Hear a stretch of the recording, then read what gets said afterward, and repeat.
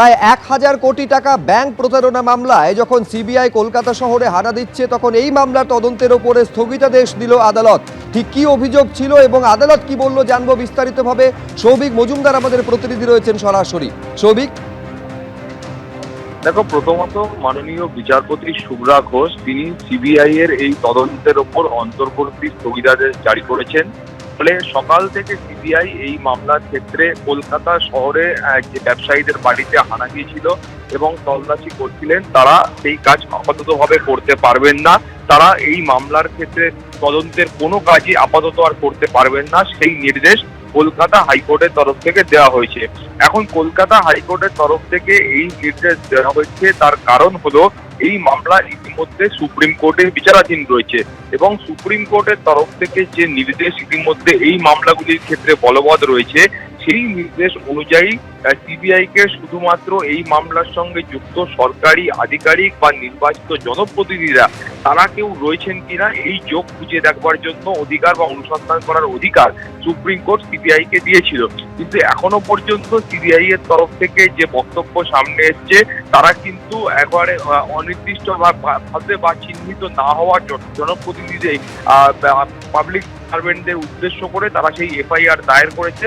ফলে সেখানে নির্দিষ্টভাবে কোনো জনপ্রতিনিধি বা কোনো সরকারি কর্মীর নাম তাদের সেই এফআইআর এ উল্লেখ নেই। ফলে সেই কারণেই কিন্তু আপাততভাবে এই মামলার তদন্ত সিবিআই করতে পারবে না, সেই নির্দেশ কলকাতা হাইকোর্ট দিয়েছে। এছাড়াও কলকাতা হাইকোর্টের নির্দেশের আরও একটা কারণ হলো, এই মামলার কিন্তু তদন্তভার সিবিআই এর আগে থেকেই সিআইডি গ্রহণ করেছিল। ফলে সিআইডিও সেই কাজ একই সঙ্গে করছে। ফলে যখন সিআইডি একটা তদন্ত করছে, মামলা সুপ্রিম কোর্টে বিচারাধীন রয়েছে এবং মামলার অন্যান্য দিকগুলো সিআইডি দেখছে এবং সেক্ষেত্রে সুপ্রিম কোর্টেরও কোনো স্থগিতাদেশ নেই। সেই কারণেই আপাততভাবে এই মামলার উপর সিবিআই এর যে ভূমিকা ছিল, সিবিআই এর ভূমিকায় কলকাতা হাইকোর্ট স্থগিতাদেশ জারি করেছে। আপাতত এই মামলার ক্ষেত্রে সিবিআই অন্যরকম ভাবে কোনো হস্তক্ষেপ করতে পারবে না, এটাই কিন্তু আজকে কলকাতা হাইকোর্টের নির্দেশ। ধন্যবাদ সৌভিক। এসআইআর এর শুনানিতে হয়রানি হতে হচ্ছে ভোটারদের, এই অভিযোগ তুলে এবং তার প্রতিবাদে মালদার জেলা শাসকের দপ্তরে বিক্ষোভ দেখালো কংগ্রেস। দেখতে পাচ্ছেন সেই বিক্ষোভের ছবি, যে বিক্ষোভে সামিল হয়েছিলেন মৌসম বেনজির নূর এবং ঈশা খান চৌধুরী।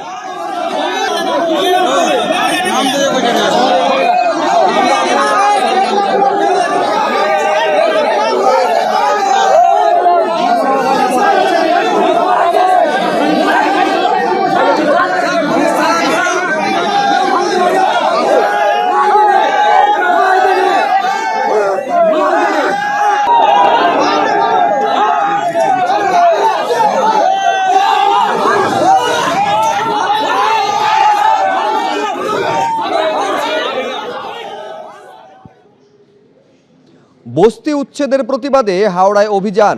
সিপিএম এর যে কমিটি রয়েছে, বস্তি উচ্ছেদ প্রতিরোধ কমিটি বা বস্তি উন্নয়ন কমিটির ডিএম অফিস অভিযান, এই হচ্ছে সেই ছবি আপনারা দেখতে পাচ্ছেন।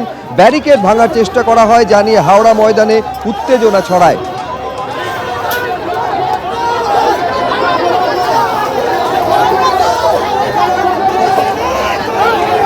সিপিএম এর বস্তি উন্নয়ন কমিটি ডিএম অফিস অভিযানকে কেন্দ্র করে উত্তেজনা।